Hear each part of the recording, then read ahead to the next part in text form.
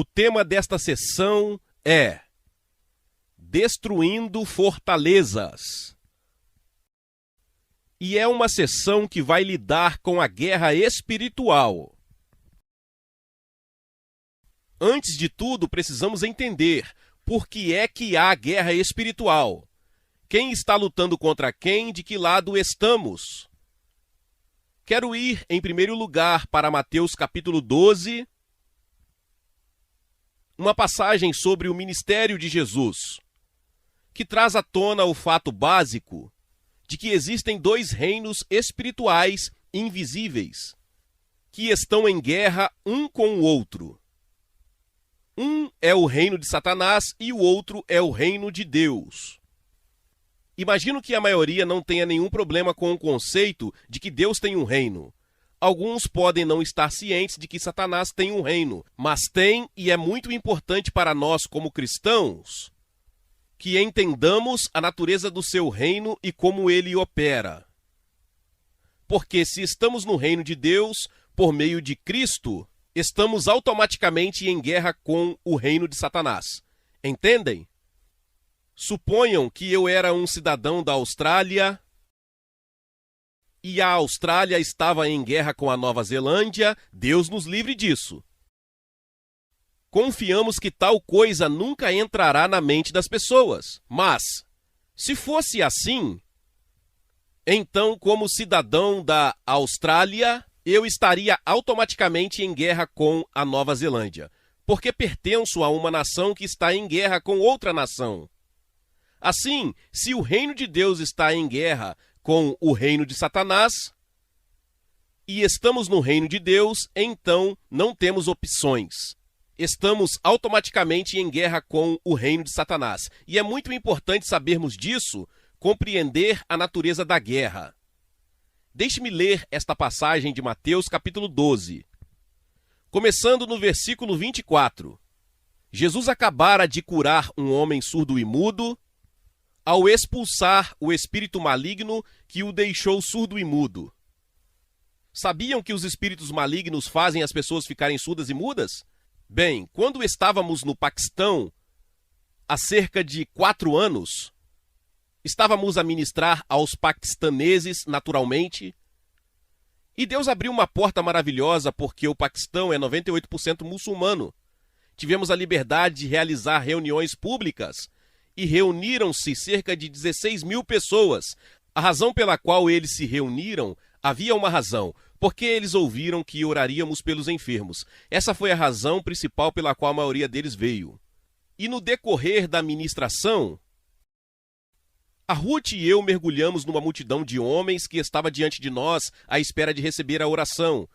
Um homem tocou nas orelhas e depois na língua dele. Não falávamos a língua deles, mas percebi que ele estava a mostrar-nos que era surdo e mudo. Então, na teoria, eu sabia o que fazer. Eu pensei, vou fazê-lo e ver o que acontece. Então disse, espírito surdo e mudo que está neste homem. Eu estava falando inglês, ele era surdo e mudo de qualquer maneira. Por isso, não importaria o idioma que eu estivesse a falar. Eu disse, espírito surdo e mudo que está neste homem, eu estou a falar contigo e não com este homem. Em nome do Senhor Jesus, ordeno-te que saias deste homem. Depois eu disse ao homem, agora diz alguma coisa, e imediatamente ele ouviu. Ele não entendeu, mas ouviu e começou a fazer sons. Então levaram-no até a plataforma e disseram às pessoas que ele havia sido libertado do espírito surdo e mudo. E pensei para mim mesmo, isto funciona. Acho que a Ruth está aqui e gostaria que ela confirmasse a minha precisão. Mas acho que nos 10 minutos seguintes saímos à procura de pessoas surdas e mudas. E no Paquistão não são difíceis de encontrar. Acho que nesses 10 minutos vimos pelo menos 10 pessoas serem libertas da condição de surdos e mudos, quando o espírito maligno era expulso. Só digo isto porque não é uma teoria, não é uma tradição antiquada, é uma realidade muito atual. De qualquer forma, quando Jesus fez isto, vamos ler o que aconteceu. Quando os fariseus ouviram isso, disseram, este não expulsa demônios, senão por Belzebu, governante dos demônios. Fizeram uma acusação terrível, disseram que ele podia expulsar demônios porque tinha uma aliança com o governante dos demônios. Jesus respondeu dizendo: todo reino dividido contra si não subsistirá, e toda a cidade ou casa dividida contra si não subsistirá. E se Satanás expulsa Satanás, está dividido contra si. Então, como subsistirá o seu reino? Jesus disse muito claramente que Satanás tem um reino e não está dividido. Ele continuou dizendo: e se eu expulso demônios por Beelzebu, por quem vossos filhos os expulsam? Portanto, eles serão os vossos juízes. Mas se eu expulso demônios pelo Espírito de Deus, certamente o reino de Deus chegou sobre vós. Ali Jesus fala sobre o reino de Deus. Neste ministério de libertar as pessoas de espíritos malignos, o confronto entre os dois reinos é trazido à tona. O reino invisível de Satanás é representado pelos demônios. O reino invisível de Deus é representado por Jesus e por aqueles que continuam o seu ministério em seu nome. Eu acredito que Satanás teme, sobretudo, este ministério de libertação, por causa de duas coisas. Primeiro, traz à luz o seu reino invisível e ele preferia tê-lo invisível. E segundo, mostra a vitória e a supremacia do reino de Deus sobre o seu reino. Mas estou apenas a começar com essa passagem para vos mostrar que o Novo Testamento revela claramente que há dois reinos espirituais invisíveis em guerra um com o outro: o reino de Deus, o reino de Satanás. Agora, para uma breve descrição do reino de Satanás e a sua sede, voltamo-nos para Efésios capítulo 6, que, aliás, é um versículo-chave neste tema. Efésios capítulo 6, Paulo diz no versículo 12: pois não temos que lutar contra a carne e o sangue, mas sim contra os principados, contra as potestades, contra os príncipes das trevas deste século, contra as hostes espirituais da maldade nos lugares celestiais. Gostaria de vos dar a versão do Prince desse versículo. É a versão amplificada do Prince. Vocês perguntam se sou qualificado? Bem, aprendi grego desde os 10 anos, o que já faz muito tempo. Estou qualificado para ensiná-lo a nível universitário. Isso não significa forçosamente que estou sempre certo, mas tenho direito à minha opinião. Então vou te dar a versão amplificada do Prince. Pois a nossa luta não é contra pessoas com corpos. Essa frase é tirada da Bíblia Viva e acho que é uma frase muito boa. Estamos numa luta livre, mas estamos a lutar com pessoas que não têm corpos. Isso faz com que imediatamente ajustemos o nosso pensamento, porque não estamos acostumados com o conceito de pessoas sem corpos, embora existam multidões de tais pessoas no universo. Então ele diz na versão Prince: contra governantes com várias áreas e ordens decrescentes de autoridade. Então, é um reino altamente organizado. Existem governantes neste reino, cada um responsável por uma área. E sob cada um desses governantes há subgovernantes, que são responsáveis por sub-áreas naquele reino. Podem dizer que Satanás foi muito inteligente ao criar tal organização? Não é bem assim. A verdade é que ele se rebelou contra Deus, estando, como a maioria das pessoas crê, responsável por 1/3 dos anjos criados. Fez com que os seus anjos se rebelassem contra Deus, sendo expulso do céu. E simplesmente estabeleceram um reino rival, mantendo a estrutura organizacional que tinham quando faziam parte do reino de Deus. Portanto, ele não recebe nenhum crédito por essa organização extremamente inteligente. Vou dizer essa parte novamente.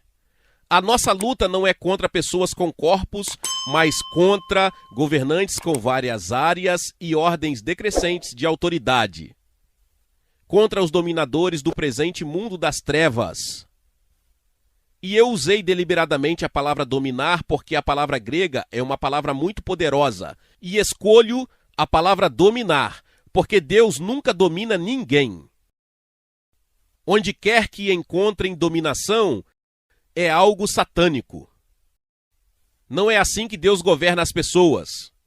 Mas a ambição de Satanás é dominar o mundo inteiro. Entendem? Não apenas uma parte da humanidade, mas, através de um reino de trevas, dominar o mundo inteiro. E porque o seu reino é um reino de trevas, as pessoas que estão neste reino, na maioria das vezes, não sabem onde estão metidos. O reino de Deus é um reino de luz. Se estamos no reino de Deus, sabemos onde estamos de alguma forma. Mas a maioria das pessoas que estão no reino de Satanás não sabem onde estão porque é um reino de trevas, não conseguem ver. E indo para a frase final no versículo 12, contra as hostes espirituais da maldade nos céus, ou nos lugares celestiais. Há vastos exércitos. Sabem, a palavra hostes é em inglês antigo para exército. Vastos exércitos de seres satânicos, pessoas sem corpos, dispostos em ordem de batalha contra nós. É importante que saibamos disso, não é? Fará muita diferença em nossas vidas se percebermos o que estamos a enfrentar. Agora deixe-me salientar que o quartel-general de Satanás, conforme declarado aqui, está nos lugares celestiais. Temos muita linguagem na igreja que fala sobre Satanás como se ele estivesse no inferno. O inferno é um lugar de confinamento para pessoas más, abaixo da superfície da terra. Meu comentário sobre isso é: seria bom se Satanás estivesse no inferno, mas não está. Ele está muito solto e muito ativo, e o seu reino está nos lugares celestiais. A maioria deve estar a pensar: pensei que Satanás tivesse sido expulso do céu. Estão perfeitamente certos. Foi. A chave para entender isso é que havia mais de um céu. Isso é absolutamente essencial. Na verdade, no primeiro versículo da Bíblia diz: no princípio criou Deus os céus, no plural, a terra, singular. Então temos esta revelação desde o primeiro versículo da Bíblia, de que o céu é plural. Então, há duas passagens do Novo Testamento que mostram isso muito claramente. A primeira é 2 Coríntios capítulo 12, versículos do 2 até o 4. Quando Paulo fala sobre pessoas que ele conhecia, que tiveram experiências espirituais maravilhosas, ele fala sobre uma pessoa em particular que foi desde o nível terreno até os celestiais, e ele diz que não sabe se estava em seu corpo ou não. Isto é o que ele diz: conheço um homem em Cristo que há 14 anos, se no corpo não sei, se fora do corpo não sei, Deus o sabe, foi arrebatado ao terceiro céu. E sei que o tal homem, se no corpo, se fora do corpo não sei, Deus o sabe, foi arrebatado ao paraíso, e ouviu palavras inefáveis, que ao homem não é lícito falar. Paulo diz que este cristão, seu conhecido, foi ao terceiro céu. Também diz que foi no paraíso, o que parece sugerir que o paraíso está no terceiro céu. Visto que lá ele ouviu as palavras de Deus, o terceiro céu aparentemente seria a morada de Deus. Agora eu sou um lógico, não posso fugir da lógica. De uma coisa estou convencido: se há um terceiro céu, deve haver um primeiro e um segundo. Nunca houve um terço de nada sem os dois primeiros. Então esta escritura diz-nos que há pelo menos 3 céus. E é nisso que eu acredito. Há uma frase que as pessoas usam, às vezes, quando estão muito felizes: eu estava no 7º céu. Eu não acho que isso seja bíblico. Na verdade, acho que provavelmente foi tirado do Alcorão. Então, se estiver muito feliz, diga às pessoas: estava nas nuvens. Porque a Bíblia revela que há muitas nuvens no céu. Mas o que quero dizer é que existem pelo menos 3 céus. Deixe-me dar outra passagem em Efésios capítulo 4, versículo 10. Falando sobre o que aconteceu com Jesus na morte e ressurreição, diz assim: aquele que desceu é também o mesmo que subiu acima de todos os céus, para cumprir todas as coisas. Então Paulo diz que Jesus subiu acima de todos os céus. Eu era professor de inglês como segunda língua na África e aprendi que existem certas armadilhas na língua inglesa. Alguns de vocês podem ter lutado com elas. É o uso da palavra todos, porque não podemos usá-la em determinadas situações. Por exemplo, um dos meus alunos veio até mim um dia e disse: "Por favor, senhor, todos os meus pais vieram me ver." Bem, eu disse: "Entendo o que queres dizer, mas usaste a palavra errada porque não podes ter mais de 2 pais. Não podes usar a palavra todos com menos de 3 pessoas." Então, quando Paulo diz acima de todos os céus, é porque deve haver pelo menos 3 céus. Eu acredito que é o que há. Vou dar-vos apenas a minha opinião.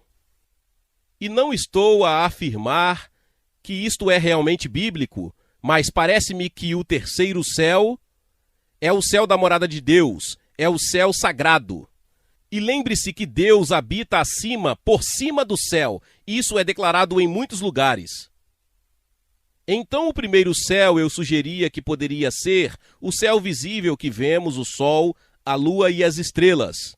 Então, de alguma forma, resta um segundo céu que nunca é chamado de segundo céu, que está em algum lugar entre o céu visível e o céu do trono de Deus. Pessoalmente, acredito que é onde o reino de Satanás está localizado. Deixe-me mostrar-vos esta teoria e talvez pensem que sou muito ingênuo. Ruth e eu viajamos muito de avião a jato. E recentemente, a caminho da Nova Zelândia para Singapura, estávamos a voar a uma altitude de 39 mil pés, que é muito, muito em cima. Quando eu estou tão alto, tenho a sensação de que estou acima do reino de Satanás. É como se fosse fácil orar. Não precisamos lutar contra a oposição. Esta pode ser completamente a minha impressão subjetiva. Mas em algum lugar entre Deus e nós, há um reino hostil, que se opõe a nós e procura impedir as nossas orações. E é por isso que às vezes temos de orar até conseguirmos o que pedimos, entendem? Não é que estejamos a orar fora da vontade de Deus, não é que Deus não queira ouvir, mas temos de penetrar um reino hostil nos lugares celestiais para chegar a Deus. Em vez de especular, quero dar-vos uma passagem do livro de Daniel que revela muito claramente que é assim. Eu não vou ler o capítulo inteiro, mas se estiverem interessados, fariam bem em ler o capítulo inteiro mais tarde. Daniel, capítulo 10.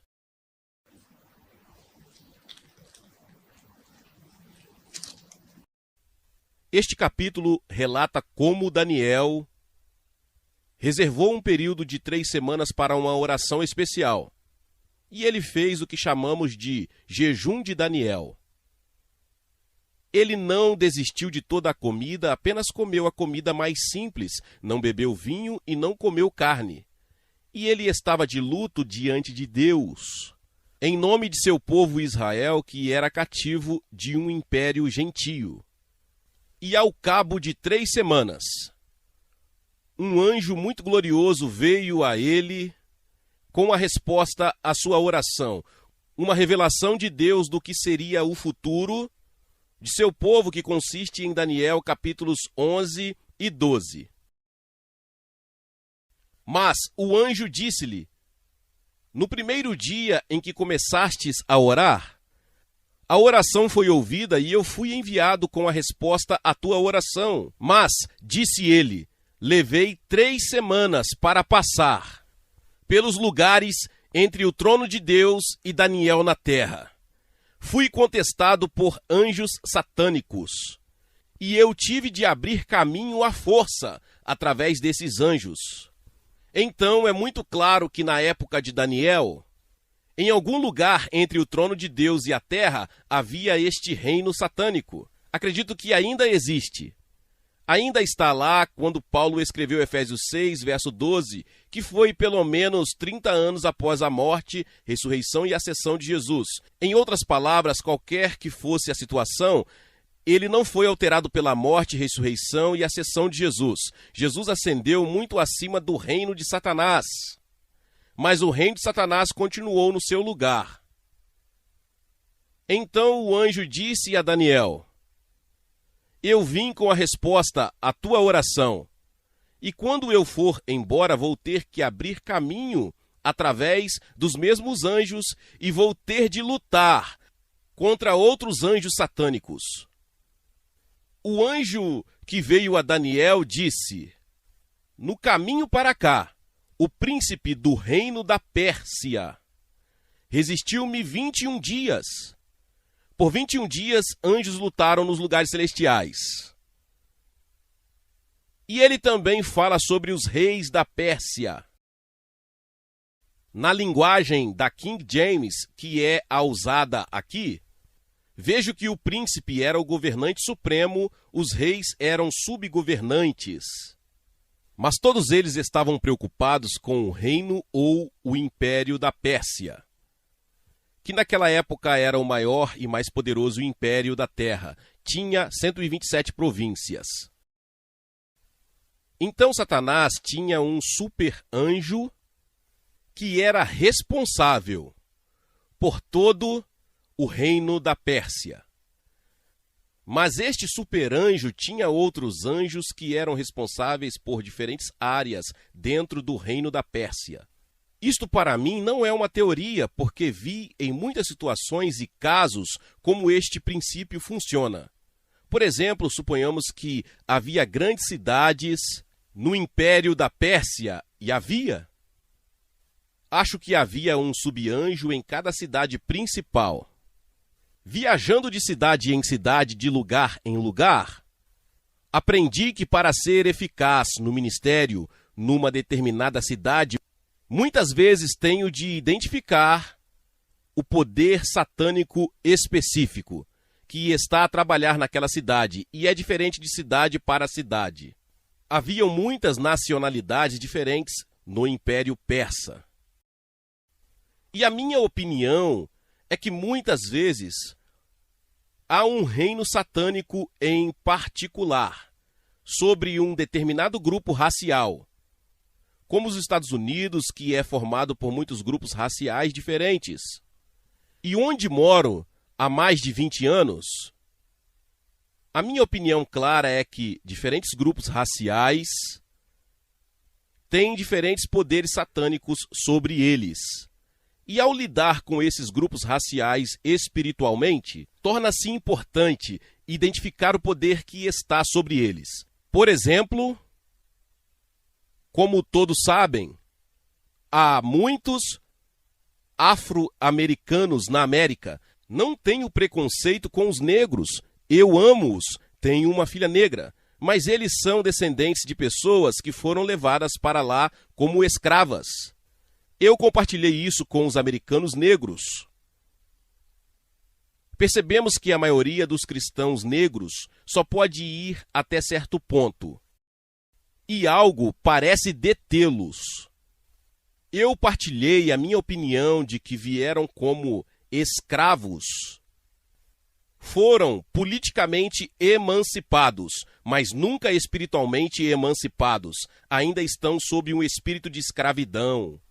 Paulo fala sobre um espírito de escravidão em Romanos, capítulo 8, quando ele diz: não recebemos novamente um espírito de escravidão, mas o Espírito de Deus, que nos torna filhos e filhas de Deus. E quando ele está a falar sobre escravidão, se olharem para o contexto, ele está a falar sobre o legalismo religioso. Pessoas cuja religião consiste em conjuntos de regras, faça isto, não faça aquilo. O que observo mais uma vez é que quase todas as igrejas negras americanas são extremamente legalistas. Quase nenhuma delas conhece a verdadeira liberdade da graça de Deus. Qual é a razão? A razão é que esse espírito de escravidão nunca foi realmente tratado. Ele ainda tem um certo controle sobre eles. Eles são cristãos, muitos deles e alguns deles são cristãos muito adoráveis, mas, como grupo, nunca foram libertados. Outro grupo são os índios americanos nos Estados Unidos. Basicamente, os Estados Unidos são um país de liberdade. Infelizmente, a liberdade foi levada longe demais nos dias de hoje. É um país onde quase qualquer um pode prosperar por causa da natureza da economia e das leis e assim por diante. Não precisam ter um doutorado em filosofia para prosperar. Na verdade, provavelmente ficarão melhor sem ele. Mas há um grupo que, em suma, nunca prosperou. Os índios americanos. Nunca prosperaram financeiramente, nunca prosperaram socialmente e espiritualmente. E ainda estão numa escuridão terrível. São todos, sobretudo, praticantes de feitiçaria. E feitiçaria muito poderosa. É uma tragédia. Mas a minha opinião é que até que alguém com visão entenda a raiz do problema dos índios americanos e esteja preparado para fazer a guerra espiritual para libertá-los, eles permanecerão em cativeiro. Tenho sido sábio o suficiente para usar os meus exemplos de uma terra distante. Mas acho que, se refletirem sobre o que estou a dizer, em pouco tempo começarão a ver que existem princípios semelhantes a operar na Ásia. Princípios muito fortes. E quando o anjo acabou de contar a Daniel sobre isto, disse: quando eu for, terei que lutar novamente com o príncipe do reino da Pérsia. E depois disso terei de lutar com o príncipe do reino da Grécia. Por que a Pérsia e a Grécia? Bem, porque haviam 4 impérios gentios que dominavam o povo de Deus, Israel, e a sua terra e a cidade de Jerusalém. Vejam, a batalha é sempre mais intensa espiritualmente onde os problemas do reino de Deus estão focados. Então, onde quer que Deus esteja a trabalhar, descobrirão que Satanás estará a trabalhar também. O próprio nome significa o que resiste. Percebem? Ele resiste aos propósitos de Deus e ao povo de Deus. Não pode evitar, ele é um escravo de sua própria natureza.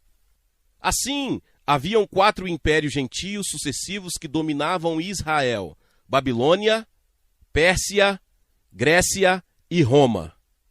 Nos dias de Daniel, a Pérsia ainda era o império dominante, mas o próximo a segui-lo seria a Grécia. E assim vemos que a guerra espiritual, de certa forma, relaciona-se com o povo de Deus, os propósitos de Deus. E de certa forma é necessário realizar uma guerra espiritual para que os propósitos de Deus para o seu povo sejam cumpridos. E Daniel é um padrão maravilhoso de alguém que, pela oração, jejum e intercessão, mudou a história do seu povo. Deixe-me agora ler as passagens que tenho citado muito rapidamente. Daniel capítulo 10, versículos 2 e 3. Naqueles dias eu, Daniel, estive triste por 3 semanas. Alimento desejável não comi, nem carne nem vinho entraram na minha boca, nem me ungi com unguento, até que se cumpriram as 3 semanas. O período de 3 semanas é enfatizado. O anjo que veio a ele disse várias coisas.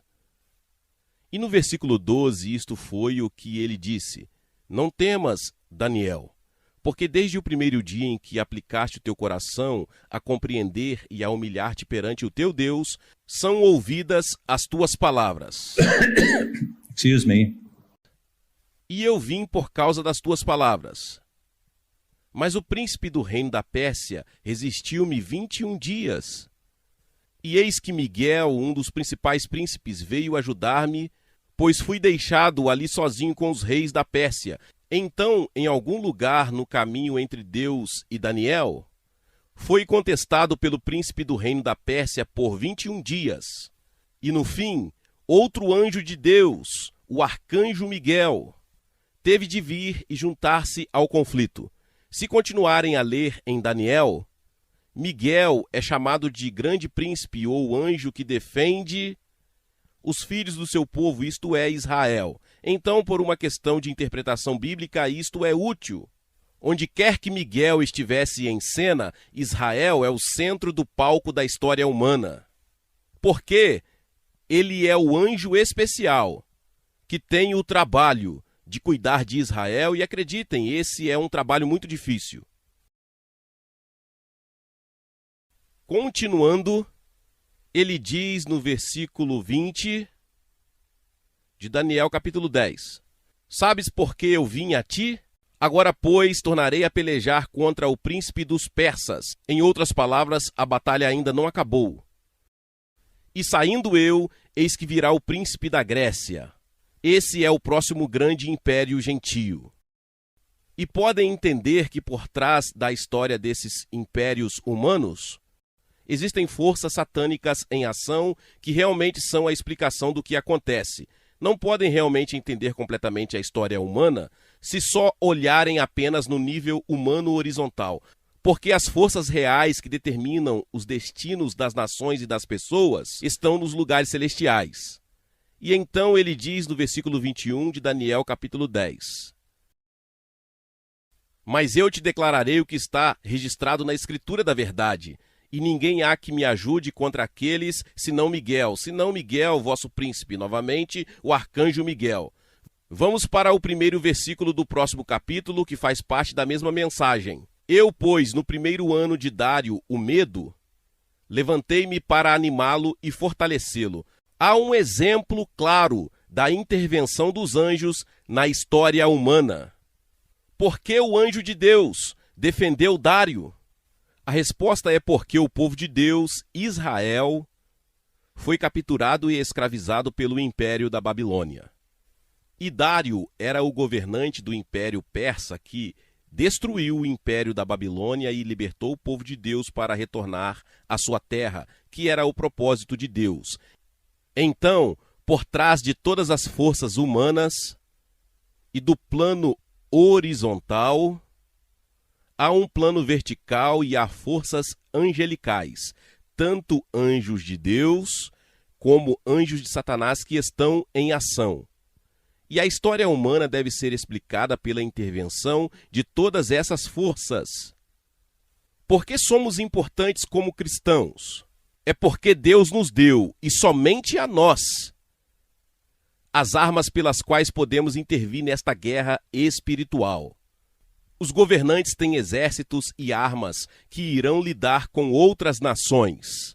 Somente a igreja cristã tem as armas que irão intervir no reino espiritual nas regiões celestiais. E percebem que aquele que vencer nas regiões celestiais, em última análise, determina o curso da história. Então a coisa mais significativa que podem fazer na história, de certa forma, é serem intercessores e orarem pelas questões espirituais, nos lugares celestiais que determinarão a história das nações na terra. Vejam, Daniel é apenas um exemplo perfeito. Como já disse, estamos envolvidos nesta guerra, não é uma opção. A única decisão que podem tomar é se farão parte do reino de Deus ou não. Se fazem parte do reino de Deus, estão em guerra com o reino de Satanás. Não é algo que possam decidir, o melhor é equiparem-se e aprender a lutar, porque se não fizerem isso, serão vítimas. Voltando a Efésios capítulo 6, Paulo, imediatamente após falar sobre o reino de Satanás nas regiões celestiais, diz-nos que é melhor colocar-nos a nossa armadura. Vou lê-lo rapidamente, começando no versículo 13. Portanto, já sabem o que eu disse sobre o portanto? Para que é o portanto? Por causa do versículo 12, que é o reino de Satanás nas regiões celestiais. Portanto, tomai toda a armadura de Deus, para que possais resistir no dia mau e, havendo feito tudo, ficar firmes. Paulo diz que virá um dia mau virá na vida de cada um de nós. Se o aguentamos ou não, depende se temos o equipamento de que precisamos.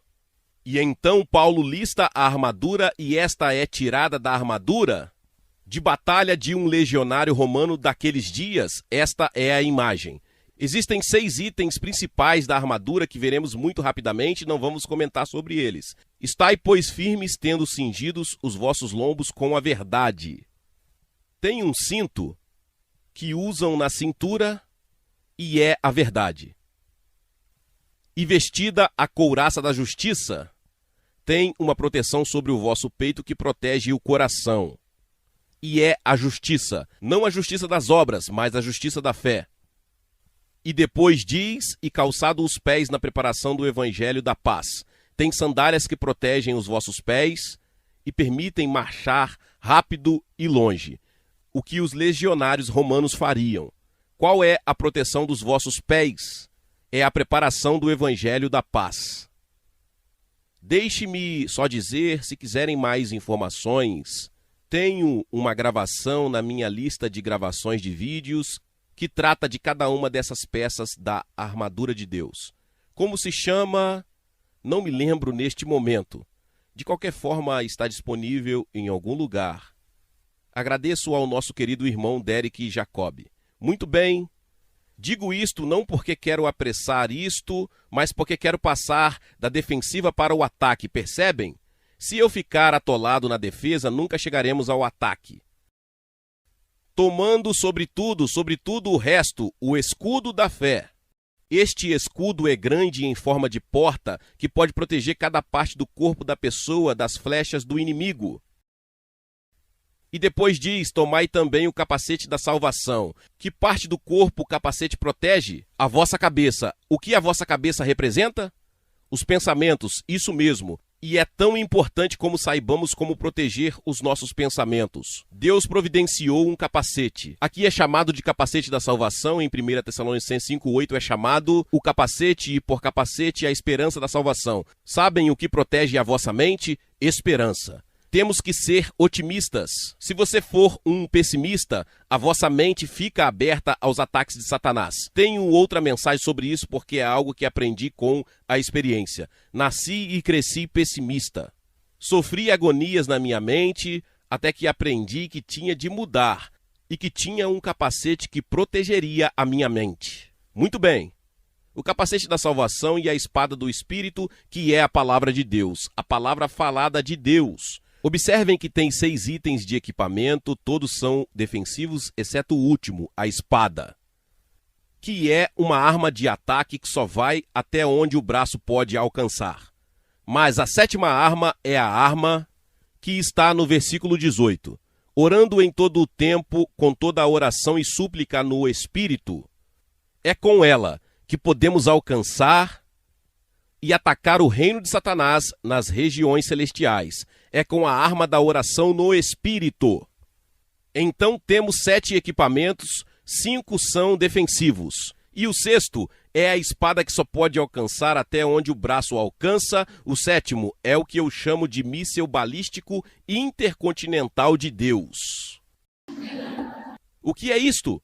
A oração. Podemos atacar o reino de Satanás com a arma da oração. Muito bem, estou a chegar exatamente ao que eu queria lhe dar. Voltemos a Mateus 12 e eu vou mostrar mais um versículo. E tudo o que posso fazer é estimular o vosso pensamento, o que é muito. Se somente a igreja começasse a pensar, seríamos invencíveis.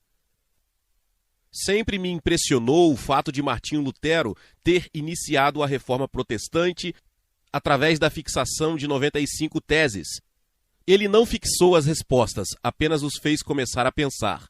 E quando eles começaram a pensar, as coisas mudaram. Entendem? É importante que aprendamos a pensar. Lemos em Mateus capítulo 12 sobre a resposta de Jesus sobre os 2 reinos. O próximo versículo é muito importante, versículo 29. Ou como pode alguém entrar na casa do homem valente e furtar os seus bens, se primeiro não maniatar o valente? Saqueando então a sua casa? Isso está relacionado com a guerra dos reinos. E é o que chamo de princípio do homem valente. Jesus retrata uma casa com um homem valente, um déspota, um governante cruel, que tem em sua casa escravos, toda sorte de bens roubados. Mas ele tem tudo sob o seu controle e é muito difícil entrar e libertar os seus escravos ou roubar, recuperar a sua pilhagem. Se entrarmos e tentarmos libertar os escravos, estaremos a lutar contra o homem valente, percebem? E podemos acabar feridos. Jesus disse que essa não é a maneira lógica de fazer a coisa. O caminho lógico é começar por amarrar o homem valente. Amarrem-no, coloquem uma mordaça na boca, aí podemos entrar e sair à vontade. E servimos-nos do que precisamos e libertar os seus cativos. Este é um princípio espiritual. Se quiserem ter sucesso em qualquer situação, precisam descobrir quem é o homem valente satânico sobre a situação. Depois têm de amarrar o homem valente, depois podem fazer o que precisa ser feito na situação. Mas o princípio é primeiro amarrar o homem valente e depois libertar os cativos. Como eu disse, o reino de Satanás desce de nível em nível com pessoas, seres angélicos com áreas de responsabilidade e descem. Os níveis mais baixos são bem pequenos. E de um modo geral, não se começa no topo, começa-se onde se está. E aprende-se os princípios da guerra e depois pode-se seguir em frente até lidarem com um homem valente sobre uma cidade ou uma nação. Mas normalmente não se começa por aí. Então, se tiverem problemas em conseguir fazer a vontade de Deus, em romper espiritualmente, talvez na vossa família, num negócio, numa igreja, e de alguma forma as coisas não estão a andar como desejariam, mas não percebem o problema. Sugiro que é provável que haja um homem valente nessa situação.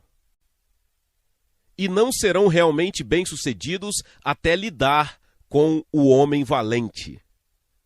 Agora vou falar por experiência. Na outra noite disse que sou o chefe de uma família grande, que agora tem cerca de 120 membros.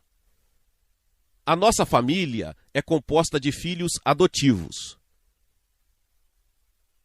E é basicamente uma boa família. Amamo-nos. Ficamos juntos em todos os tipos de situações difíceis. Ainda nos relacionamos estando em contato por todo o mundo, mas eu estava ciente. Bem, tenho que dizê-lo desta forma. Onde eu morava depois da minha primeira esposa morrer, antes de me casar com Ruth, eu estava viúva há 2 anos e meio. É uma tradição da nossa família estarmos em família na véspera de Natal e celebrarmos. E, em regra, encontramo-nos, claro, em nossa casa. Naquela época eu tinha uma grande casa. Um dia, antes da véspera de Natal, eu estava a pensar sobre a família voltar a reunir-se. E embora nos amemos e tenhamos bons relacionamentos, quando toda a família se reúne, sinto sempre uma certa tensão, uma certa pressão. Em parte, acho que algumas filhas esperavam que eu me interessasse mais por seus filhos do que pelos filhos das outras filhas. Eu pensei comigo mesmo, deve haver algo por trás disso. Eu estava deitado de costas na cama por volta das 11 horas da noite e disse: Deus, o que está realmente por trás disso? Foi como se uma espécie de névoa cinzenta aparecesse no meu quarto, logo abaixo do nível do teto. Entendi que Deus estava a mostrar-me: este é o poder que torna os relacionamentos difíceis na tua família. Então perguntei a Deus o que era aquilo e ele disse: justiça própria.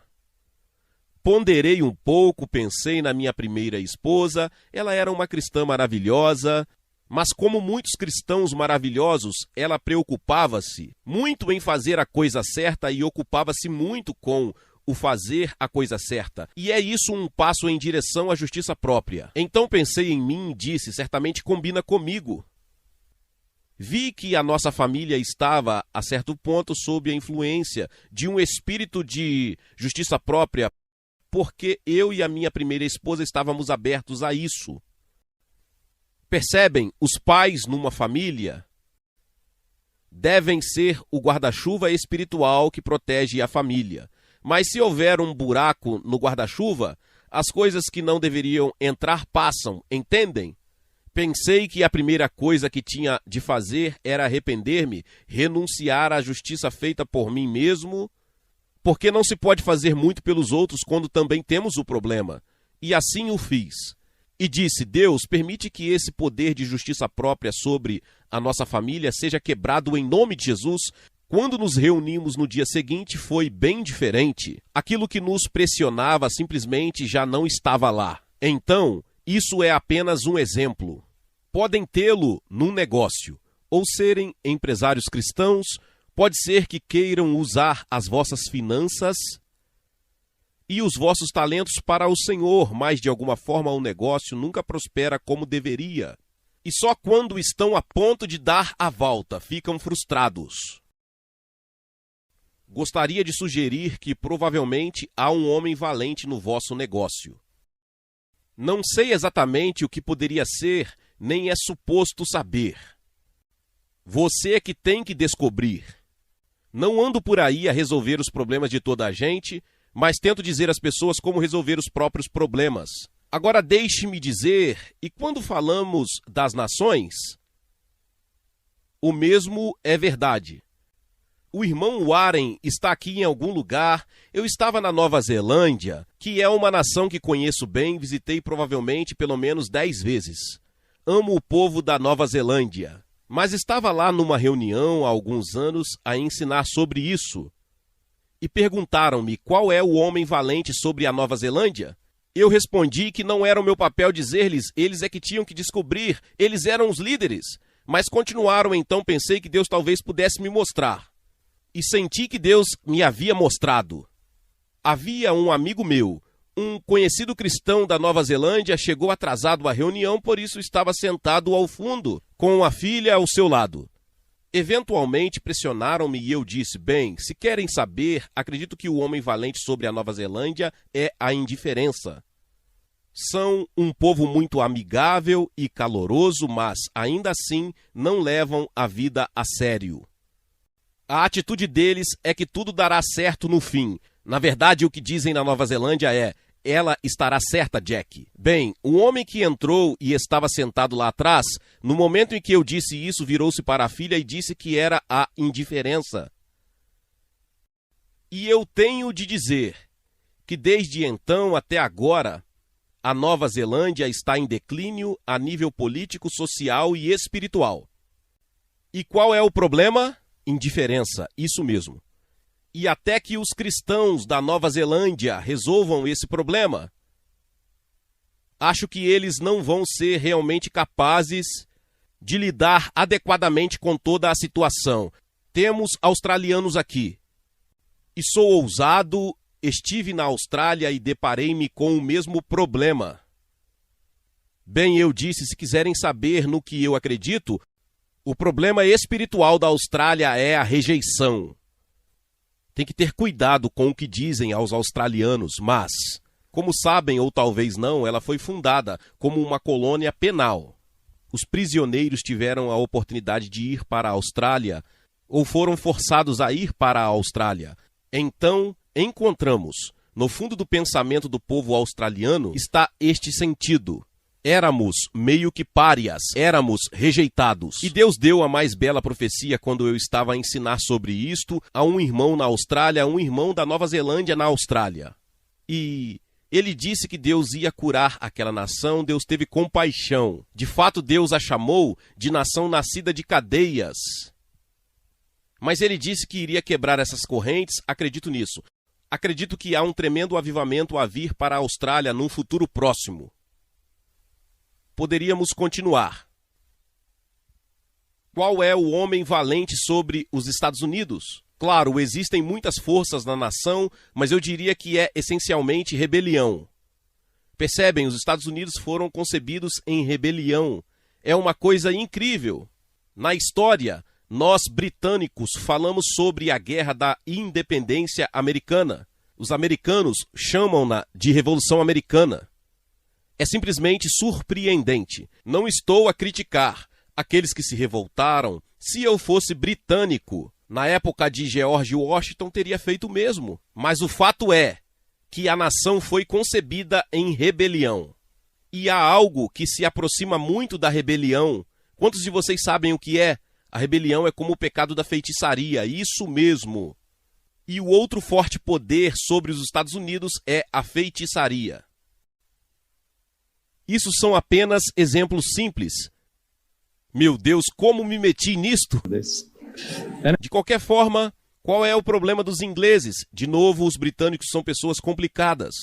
Quer dizer, não se pode dizer numa só palavra, mas digo às pessoas que querem saber a diferença entre os americanos e os britânicos, e eu sou os dois. Os americanos vão dizer-te como são bons, e os britânicos esperam que vocês o saibam sem eles o dizerem.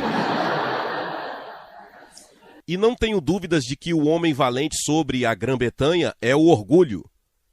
Não digo isso para ser crítico. O meu objetivo é diagnosticar para poder lidar com o problema. Agora, vejamos algumas armas de que podemos usar e vamos terminar. Em primeiro lugar, a oração. Deixe-me dar-vos apenas algumas escrituras sobre cada uma. Mateus capítulo 18, versículos 18 e os seguintes.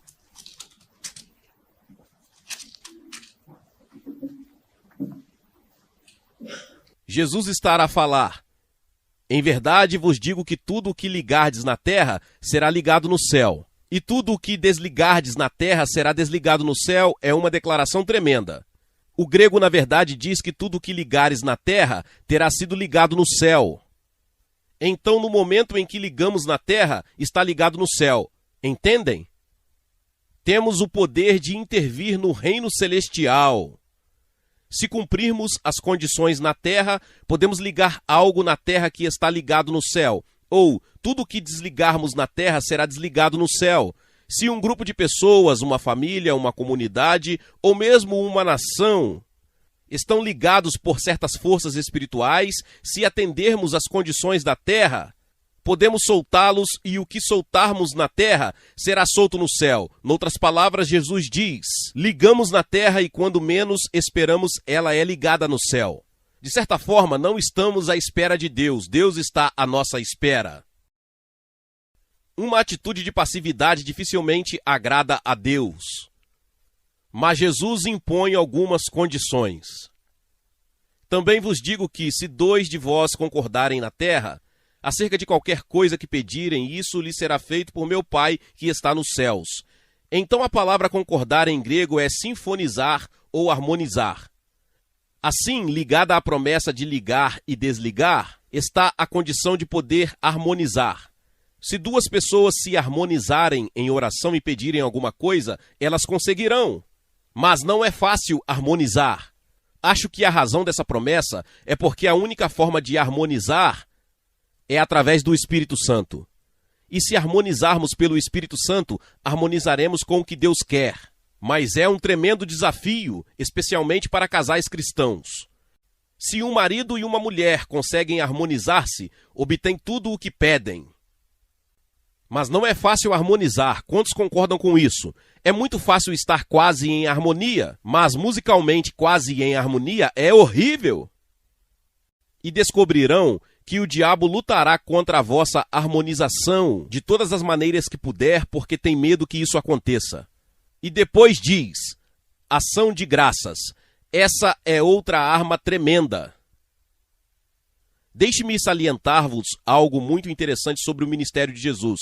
Em João capítulo 6, quando Jesus alimentou os 5.000, versículo 11 diz: e Jesus tomou os pães e, havendo dado graças, repartiu-os pelos discípulos, e os discípulos pelos que estavam assentados. Jesus não orou. Tudo o que ele fez foi agradecer. E dando graça sobre 5 pães e 2 peixes, os fez suficientes para alimentar 5.000 pessoas. E um pouco mais adiante, em João capítulo 6, verso 23, diz: contudo outros barquinhos tinham chegado de Tiberíades, perto do lugar, onde comeram pão, havendo o Senhor dado graças. O que liberou o milagre? Dar graças. e depois louvar.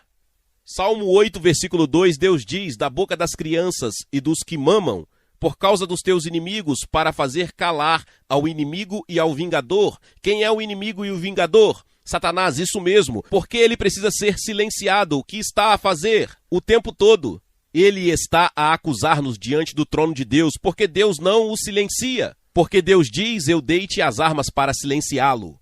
Em Atos 16, Paulo e Silas estavam na prisão, uma segurança máxima, mãos e pés amarrados. E à meia-noite eles oravam e louvavam. E Deus mandou um terremoto que libertou todo o contingente prisional.